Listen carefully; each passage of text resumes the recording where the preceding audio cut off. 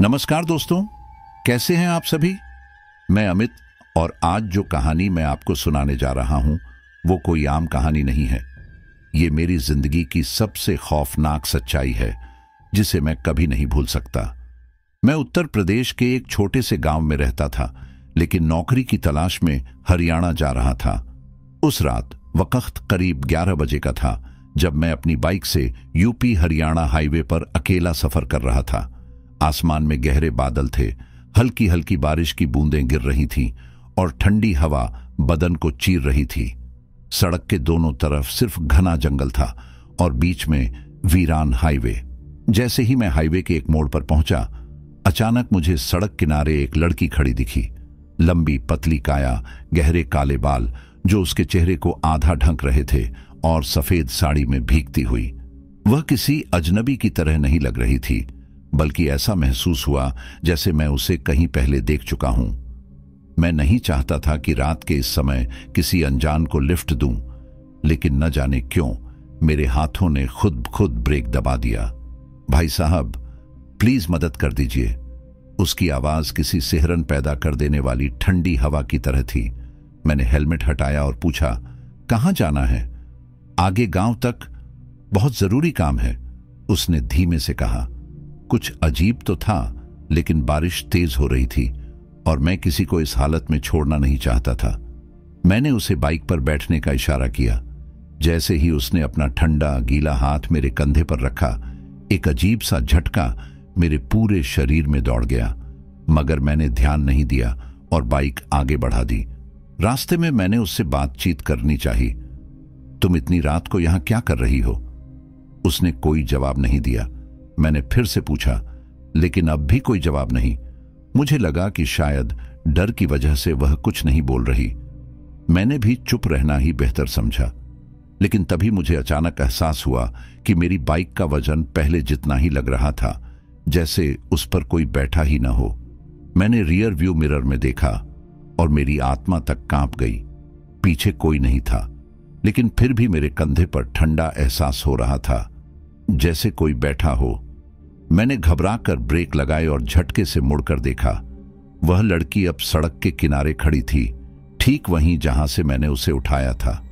उसके होठों पर हल्की मुस्कान थी, लेकिन उसकी आंखें वे अंधकार से भरी हुई थीं। तुम मुझे लेकर क्यों नहीं गए? उसकी आवाज अब और भी ठंडी थी। मैंने बाइक स्टार्ट करने की कोशिश की, लेकिन इंजन ने जवाब दे दिया। मेरे हाथ पांव सुन्न पड़ने लगे। फिर वह धीरे धीरे मेरी तरफ बढ़ी।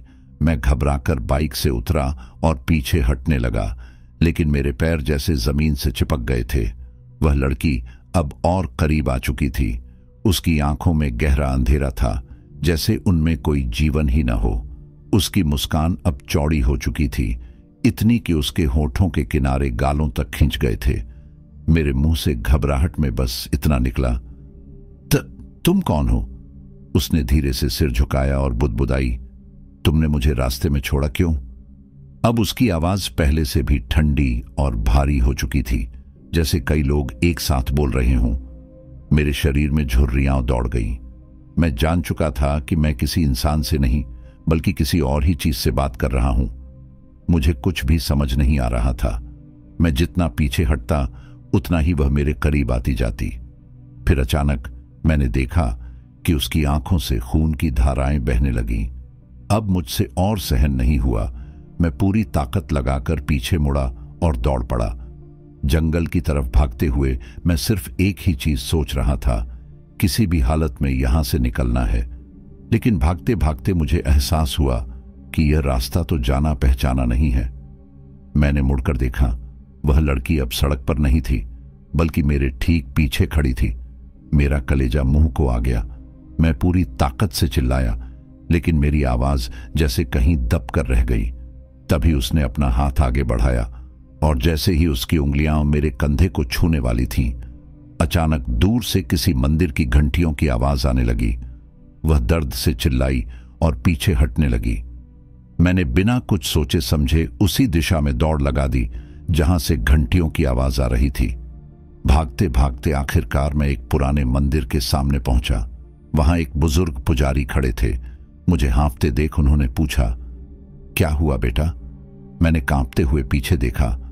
वह लड़की अब भी सड़क के किनारे खड़ी थी, लेकिन जैसे ही उसने मंदिर की तरफ देखा, वह गुस्से में चीख पड़ी और अंधेरे में गायब हो गई।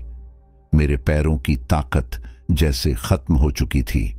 मैं जमीन पर गिर पड़ा और मेरी आंखों के आगे अंधेरा छा गया।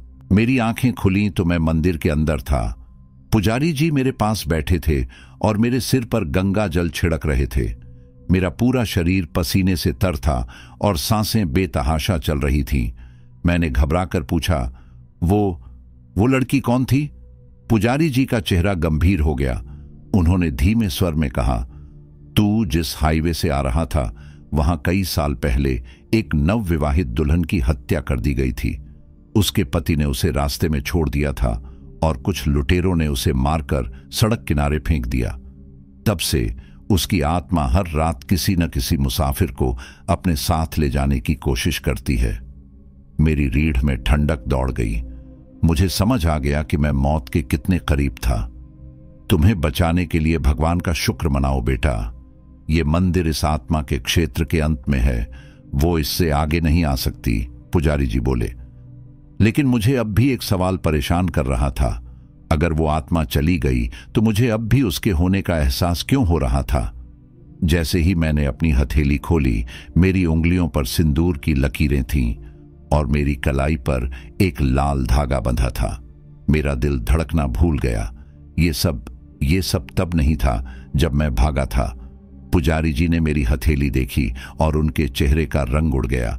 वह कांपते हुए बोले, बेटा, तुम सिर्फ उस आत्मा को देखकर नहीं आए हो, वो तुमसे शादी कर चुकी है। मेरी सांसें रुक गईं। शादी? मैं घबराकर अपनी कलाई की तरफ देखने लगा। वह लाल धागा अब भी बंधा था। मेरे हाथों पर हल्का सिंदूर लगा था, जैसे किसी ने मेरी मर्जी के बिना मेरे हाथ में भर दिया हो। नहीं, ये कैसे हो सकता है? मेरी आवाज कांप रही थी। पुजारी जी ने गहरी सांस ली और बोले, उस आत्मा ने तुम्हें अपना जीवन साथी चुन लिया है। अब वह तुम्हें इतनी आसानी से नहीं छोड़ेगी। मेरा दिमाग सुन्न हो गया। मैंने मंदिर से बाहर देखा। वहां कुछ नहीं था, सब कुछ शांत था। लेकिन मैं जानता था कि वह कहीं न कहीं आसपास ही थी। तभी अचानक मंदिर के घंटे जोर जोर से बजने लगे, जैसे कोई उन्हें जबरदस्ती हिला रहा हो। हवा एकदम ठंडी हो गई और दरवाजे खुद ब खुद बंद होने लगे। पुजारी जी जल्दी से मंत्र पढ़ने लगे, लेकिन तभी मैंने एक सिसकने की आवाज सुनी। यह वही लड़की थी। मेरी आंखें दरवाजे की दरारों पर टिक गईं। वहां से एक सफेद साड़ी झांक रही थी और फिर धीरे धीरे उसकी पतली उंगलियां दरवाजे की दरारों से अंदर आने लगी। मैं डर के मारे पीछे हट गया। अमित, तुमने मुझे क्यों छोड़ दिया? उसकी आवाज गूंजने लगी। यह सब मेरे साथ क्यों हो रहा है? मैं चीख पड़ा। पुजारी जी ने झट से गंगा जल उठाया और दरवाजे पर छिड़क दिया। तभी एक कड़कती हुई चीख मंदिर में गूंज उठी। दरवाजे के बाहर खड़ी वह छाया तड़पने लगी। उसके हाथ जलने लगे थे। मैं कांपते हुए जमीन पर गिर पड़ा। यह आत्मा अब तुम्हें हर जगह ढूंढेगी बेटा, पुजारी जी ने कहा। अगर तुम इससे छुटकारा पाना चाहते हो तो तुम्हें वही करना होगा जो इसने अधूरा छोड़ा था। मेरी आंखें हैरानी से फैल गईं। क्या मतलब? पुजारी जी ने गहरी आवाज में कहा, तुम्हें इसके साथ शादी पूरी करनी होगी, लेकिन इस बार विधि विधान से, ताकि इसका अंत हो सके। शादी? मेरा शरीर ठंडा पड़ चुका था। मैं इस आत्मा से छुटकारा पाना चाहता था, लेकिन उससे शादी करने का मतलब था कि मैं खुद को उसके और करीब ले जाऊं। हाँ, पुजारी जी गंभीर स्वर में बोले, अगर तुम इसे विधि विधान से अपनाओगे तो इसे मुक्ति मिल जाएगी और यह हमेशा के लिए चली जाएगी। लेकिन अगर तुमने इनकार किया या किसी तरह की गलती की तो यह तुम्हें कभी नहीं छोड़ेगी। मुझे लगा जैसे जमीन हिल रही हो। क्या मेरे पास कोई और रास्ता नहीं था? तभी अचानक मंदिर की सारी दिए बुझ गए और मंदिर में एक सर्द हवा चलने लगी। मैंने घबराकर पीछे देखा। वह अब मंदिर के दरवाजे पर खड़ी थी। उसकी आंखें सुर्ख हो चुकी थीं, बाल बिखरे हुए थे और होठों पर हल्की मुस्कान थी। तैयार हो अमित? उसकी आवाज किसी गहरी गुफा से आती प्रतीत हो रही थी। मैंने पुजारी जी की ओर देखा, जिन्होंने जल्दी से मंत्र पढ़ने शुरू कर दिए। मंदिर का वातावरण भारी होने लगा और घंटों की आवाज अपने आप गूंजने लगी। अगर तुम्हें इसे हमेशा के लिए मुक्त करना है तो हवन करना होगा, लेकिन याद रखना किसी भी हालत में मंत्र न टूटने देना, पुजारी जी बोले। मैं कांपते हुए हवन कुंड के पास बैठ गया। मेरी आंखों के सामने उसकी परछाई घूम रही थी। उसने धीरे से आगे बढ़कर अपना हाथ मेरी कलाई पर रखा।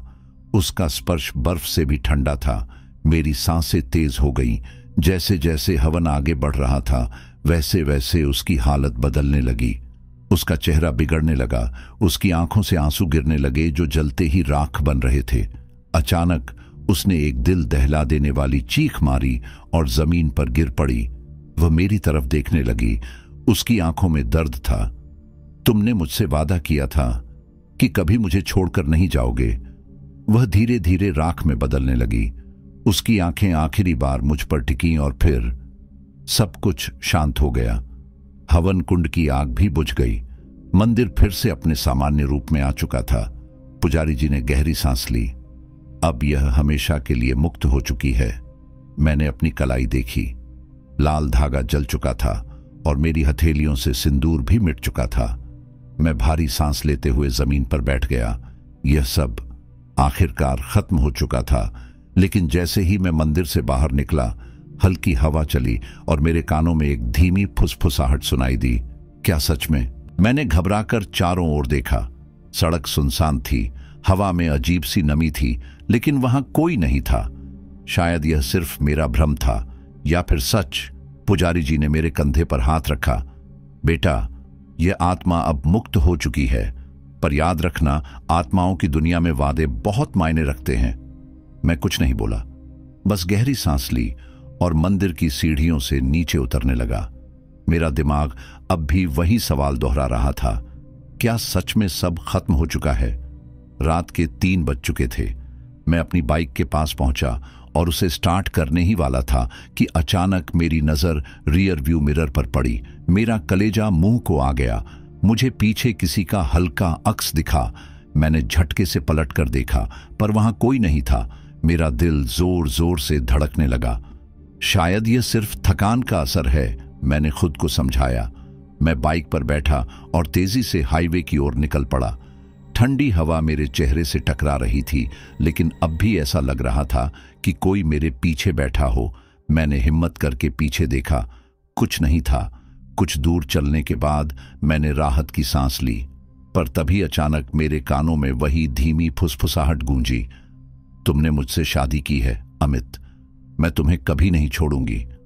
बाइक अचानक झटके से हिल गई, जैसे किसी ने पीछे से पकड़ लिया हो। मेरी सांसें रुक गईं। मेरे हाथ सुन्न पड़ने लगे। बाइक का हैंडल बेकाबू होने लगा। नहीं, मैंने पूरी ताकत लगाकर ब्रेक लगाया।